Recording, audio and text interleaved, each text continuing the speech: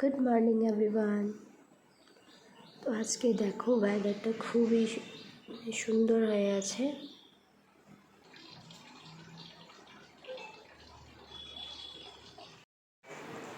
তো এখানে আমি চলে আসলাম, সকালবেলা ব্রেকফাস্ট করতে গেছিলো পরাঠা আর চা। তারপর আমি ফ্রিজের মধ্যে জল ভরে রাখতে চলে গেলাম। তারপর স্নান টান করে আমি পুজো দিতে চলে আসলাম। দেখো আমার পুজো দেওয়া কমপ্লিট, পুরো সুন্দর করে আমার আসনটাকে গুছিয়ে নিয়ে সুন্দর করে পুজো দিয়ে দিয়েছি।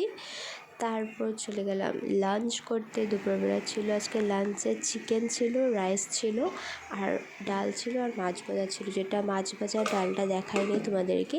তারপর বিকালবেলা আমরা চলে গেলাম একটু ঘুরতে মানে আমরা চলে গেলাম একটু বৃদ্ধাশ্রমে।